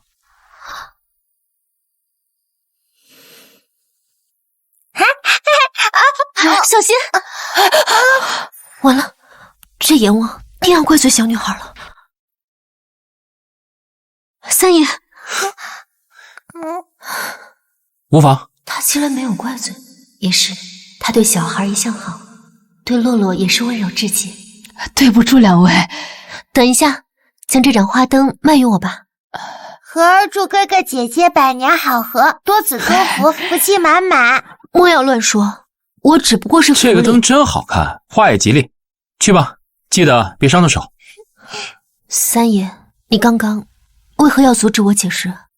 奴婢人微言轻的也就罢了，只是怕污了三爷清贵的名誉。别人小娃娃诚心祝福，你如果急着解释，那别人得多伤心啊！再说了，被人误认为我们是一对儿，是小爷我吃亏了，我都认了，你急什么？三爷舌灿莲花，奴婢说不过您。三爷送您的生辰礼。就这啊？礼轻情意重嘛。那三爷若是嫌弃的话，奴婢不送了。算了，总比没有强。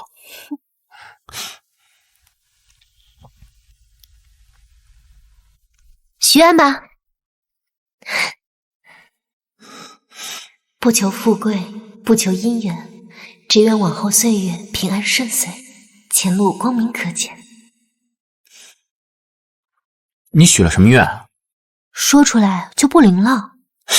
小气。那三爷，你许的什么愿？说出来就不灵了。你看上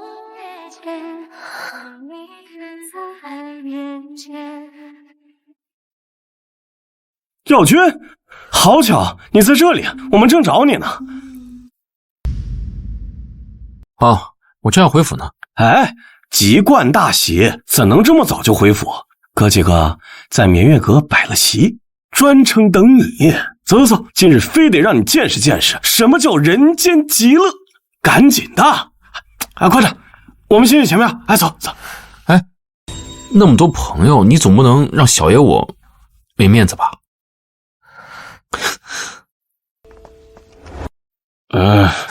好好照看。奴婢知晓。方才没仔细看，如今仔细瞧瞧，倒是个尤物。陈公子请自重，奴婢是玉国公府的人。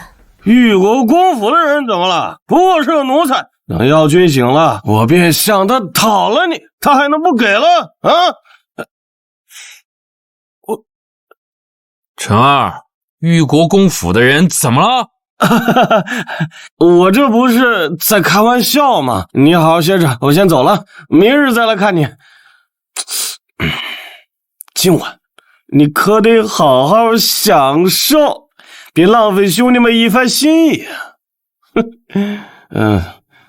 三爷，您还好吗？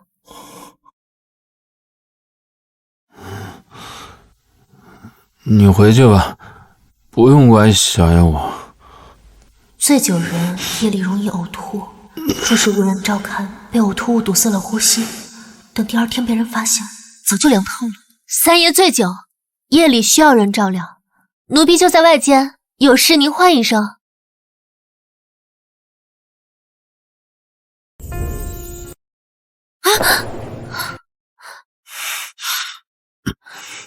三爷，帮帮我，刘文义，我快疯了。我去给您找大夫。不，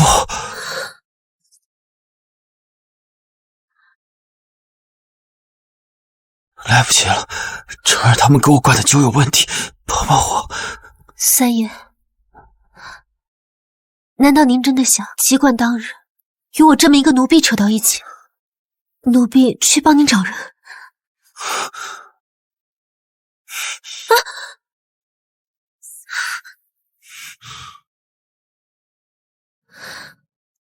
我不要别人，就要你。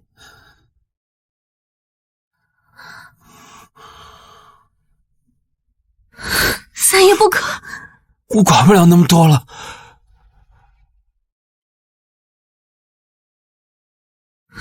三爷不可，我管不了那么多了。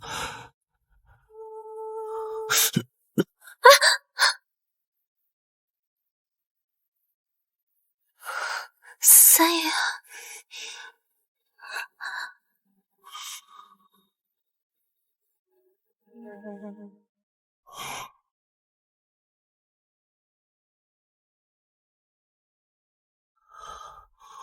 姨娘，帮帮我好吗？别怕，跟着我，我教你。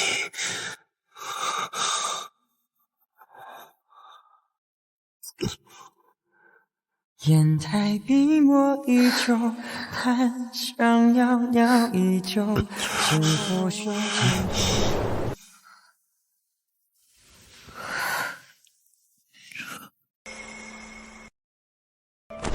三爷醒了。三爷既然醒了的话，那便结账吧。结账？毕竟昨夜奴婢帮了三爷，按照绵月阁的规矩，也该有赏钱，不是吗？你把小爷当什么了？嫖客吗？您是京中高粱子弟，人中龙凤，在这烟花柳巷宿一夜也没什么。只不过这件事情既然已经发生，奴婢觉得不如明码标价，核算清楚，以免日后惹了麻烦。你倒是会算账。毕竟过日子嘛，就得精打细算。你要多少？600两。行，回府上就给你。银货2期。昨夜之事还请三爷忘了。回府之后，你依旧是三爷，我依旧是男。你就这么想跟我撇清关系啊？这天也快亮了，三爷该回去了，以免国公爷发现后责罚。难道他心里当真一点都没有我？哟，醒了？如何？兄弟够意思吧？那药可是西域来的好东西啊，能让人一夜威风不倒。尽兴的同时，会将事情清清楚楚都记住。怎么没尽兴吗？我看那婢子走出去步子稳当着，你该不会你该不会裴小军，你疯了！昨晚好好招待我，我当然要好好感谢你，不是吗？她就是个丫鬟，你至于吗？她才不是丫鬟！滚！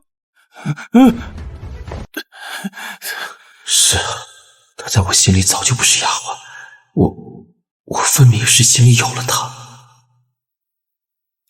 文英，昨夜你去哪儿了？我昨夜与三爷在一起。你老实告诉我，你想不想飞上枝头变凤凰？你年轻模样好，性子沉稳，更难得的是跟三爷有这层关系。只要你愿意，干娘可以帮你。干娘，我不想。为何？三爷虽说性子顽劣跳脱了些，行事也没个章法，可心肠是好的。若是真的信任，又怎会将一个人活生生打死？你是不是觉得三爷性子暴戾？其实上次的事另有隐情。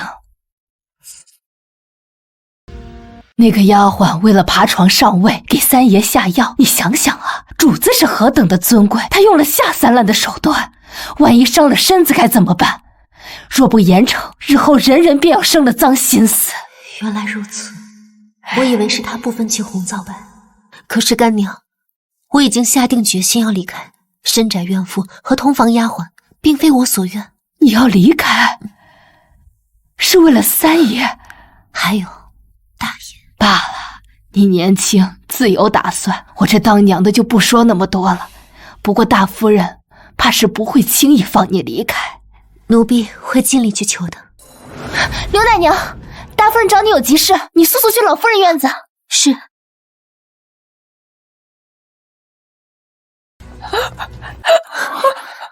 这是状婆婆恶逆，因脑部受损影响膈肌功能所致，严重时甚至能导致窒息。快去请孙御医！来不及了，大哥，请御医，黄花菜都凉了，就府医来。老夫人这是中风后的并发症，这多耽搁1分，就有多1分的危险。文英，你是懂怎么救治的，对不对？你快救救祖母呀！胡闹！老夫人金尊玉贵，岂容她一个下人胡来？出了差池，谁担待得起啊？我担。大哥一向最重规矩，竟会为英英一个奶娘做担保。我担，母亲，事到如今不能再拖了。刘奶娘平日里做事稳妥，我愿为她担保，若有差错，我一力承担。可是，母亲，祖母已经快不行了，让她试试吧。大爷，请您把住老夫人的后背，让她坐直一些。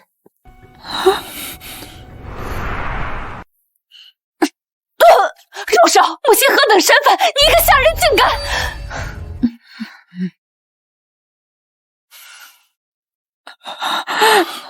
成了。她总是比我想的要更加厉害。不愧是爷看中的小娘子啊！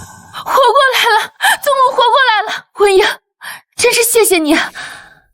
你一个小小奶娘，竟然做得这么好，是我小看你了。这些都是奴婢该做的。如今救了老夫人，日后若是赎回契书出府，也是多了份仰仗。这是三爷让小的送过来的，三爷还在伺候老夫人，过不来。多谢，600两，他果真是话算话。这下我总算有底气带着洛洛离开了。有了这些银子，我可以做个生意，日后赚了钱再还给他们也行。刘姐姐，大夫人叫你。正好提一下赎回契书和李府的事。今日多亏了你，文英。自从你来了之后，真是帮了我太多了。大夫人，你与我有恩，奴婢所做的都是分内之事。你呀，不贪功。文英，我时常觉得有你真好。大夫人对我如此好，之前几次想走，皆因为舍不得大夫人和小少爷，迟迟下不了决心。只是如今，大夫人，我……小心！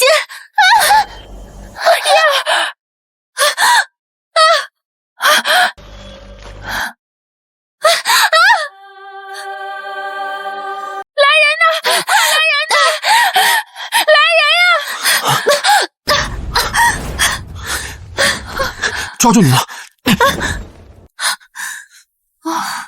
呀，冷吗？还好。三弟一向放荡不羁，竟也会关心人，他们二人何时如此亲密了？刘文英甚至并无抗拒。阿才，拿件干净衣裳来。大哥，你怎么来了？三弟，让阿泰带他下去。三爷，多谢你相救，你也赶紧先去换衣服吧。阿泰，站住！谁都不准碰他！三爷，这不合规矩。三爷，小爷做事向来不管规矩。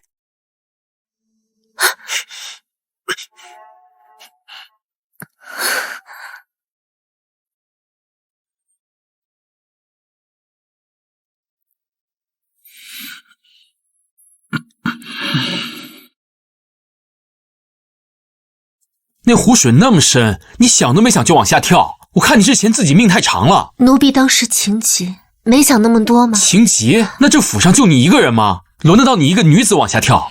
你是觉得这府上的人都不会水，还是说就你能耐大？你知不知道你跳下水的时候我……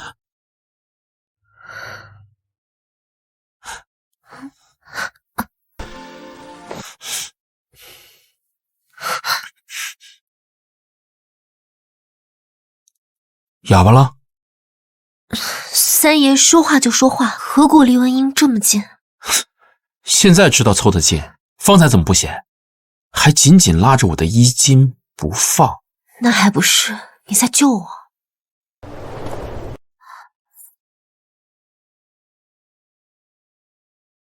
为什么他从未那么看过我？欲拒还迎的暧昧从未属于我，却属于我的亲弟弟。在我这装哑巴可没用。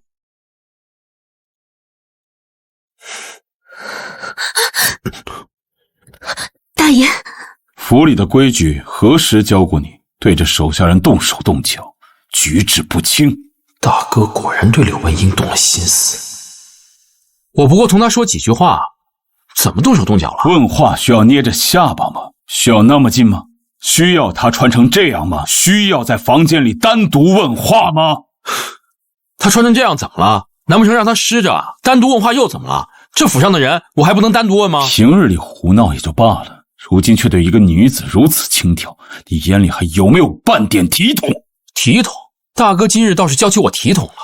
那你告诉我，什么才叫体统？是像你这样整天摆着张脸，全府没人知道你心里在想什么，才算体统？况且大哥你今日就正常吗？我救人是好事，值得你发这么大的火？不知道还以为你要走也是你走。我有话要单独对柳文英讲。三爷，奴婢一会儿再跟您解释。大爷，您若无吩咐，奴婢就先……你就打算这么出去？你知道今日错在何处吗？奴婢错在身为女子，却贸然下水救人，失身失义，失了国公府的体面。方才三弟就是这么训你。三弟素来桀骜，直来直往，不善伪装，方才那样分明是动了真心。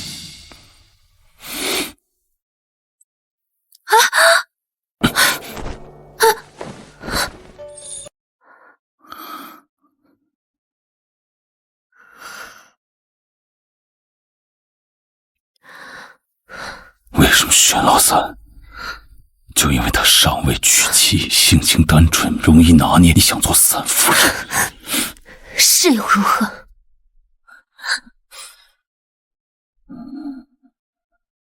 原是嫌我有妻室，给不了你正室之位，所以才退而求其次选了他。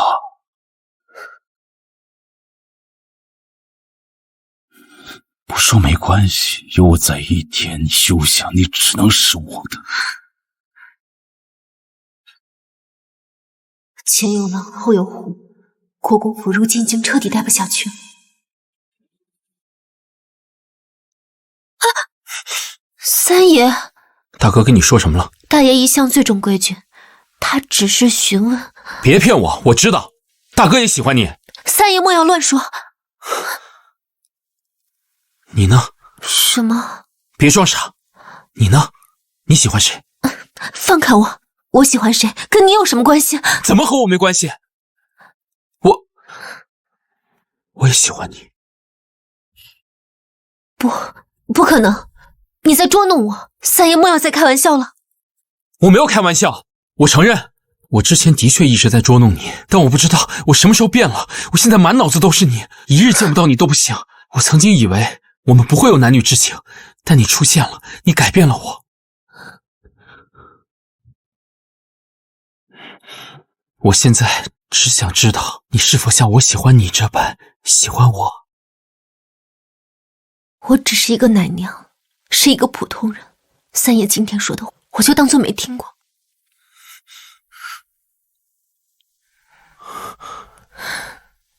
你不喜欢我，你喜欢大哥？没有，在我眼中，大爷和三爷都是主子。三爷请回吧。我不会放弃的，柳文英。三爷离开府上，我们的人生就是两条平行线，再无任何交集。主子们的喜欢不过是一时新鲜罢了。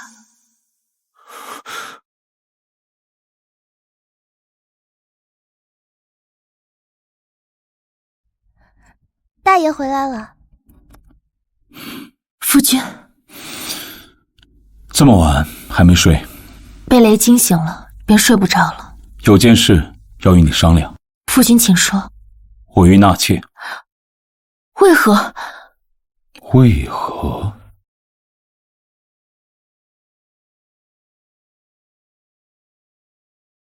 你生叶儿时亏损甚大，如今祖母生病且腹无繁重，多个人照顾你，替你分担，我才放心。话听起来体贴入微，处处都是为我着想，可替夫君料理后宅，本就是我这个主母职责所在。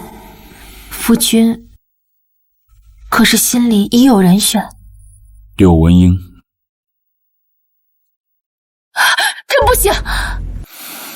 文英出身良民，但是她嫁过人，并非真正的身家清白，更何况她身边还带着个孩子。父亲若是纳了她，清誉岂不受损？我的清誉还不至于被几句闲话撼动。夫君可否问过他的心意？我欲纳谁，何须与他知会？夫君，强扭的瓜不甜，若文英无意，强求未必是件好事。此件事情你看着办，人选不会变。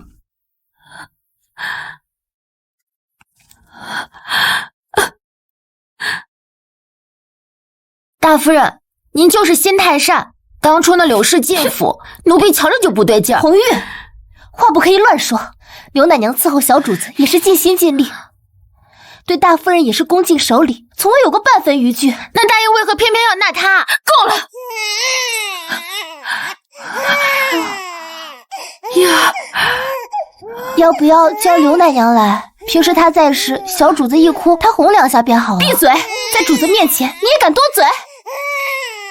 叶儿亲近文英，比身为娘亲的我有过之而无不及。平日都唤她奶娘，奶娘也占了个娘字。如今，难道连我的夫君也要分一半出去吗？刘奶娘留步，大夫人吩咐，今儿小主子由郑奶娘照看。那我进去给夫人请安。大夫人昨夜没睡好，特意吩咐不让人打扰。往日大夫人从未拦过晨昏定省，是发生什么了吗？啊！你做的好事还有2万。哼！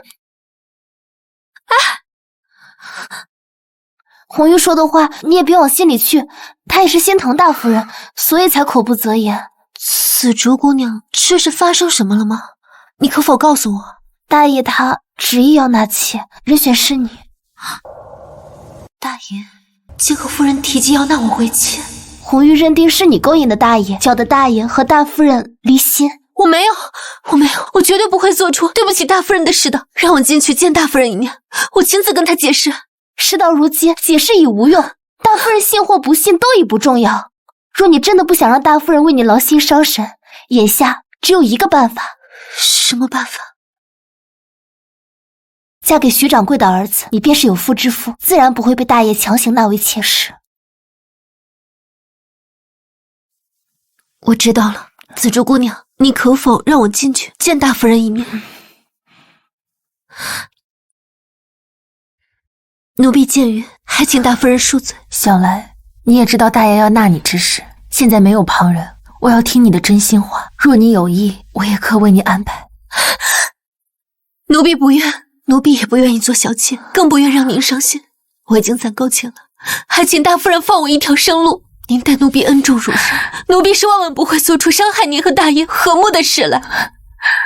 我就知道你一向沉稳正直，绝非贪图富贵之人。可是大夫人，您就放奴婢出府吧。至于徐掌柜那边，奴婢也会好好接触的。你不怨我吗？奴婢不怨，奴婢原以为大夫人会将奴婢赶出府去，毕竟没有任何一个女子能接受自己的夫君身旁还有其他人，可您没有。你是我亲自提拔，一手培养出来的副手，若赶你走，岂不是自断一臂？大夫人是我最不愿辜负的所在。契书我会给你，以后你就自由了。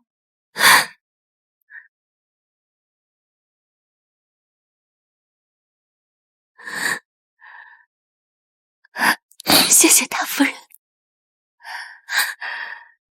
剩下的就交给我。我本就想着赚钱赎身，如今只不过是加快脚步吧。文英，你这一走，日后恐怕再难回来，记得有空回来看看干娘。干娘，我定不会忘了您的。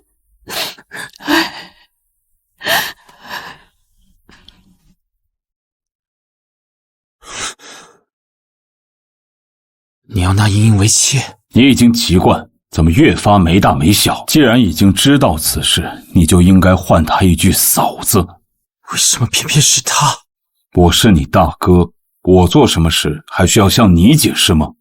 大哥？谁家大哥抢自己弟弟的女人？你明明知道我喜欢她，我要娶她的。放肆！她只是一个奶娘，身份低微，你要娶，休再胡言乱语，坏了府中规矩，还丢了国公府的脸面。脸面？规矩？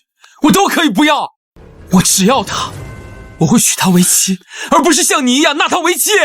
我亦不会让她受半分委屈，也会护她周全。你不了解茵茵，那不是她要的。你又了解了，我是你大哥，你大爷三爷，刘奶娘要离府了。什么？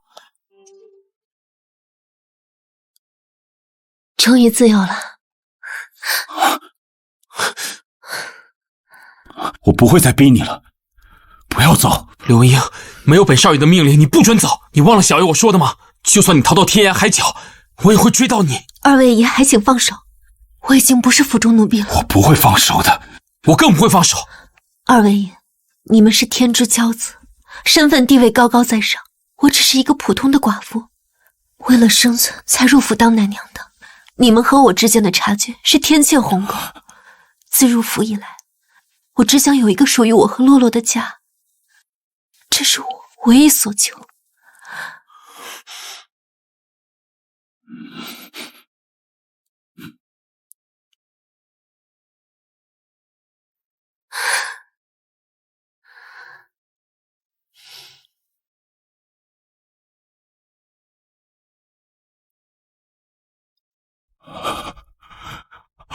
刘文英，我不会放弃的。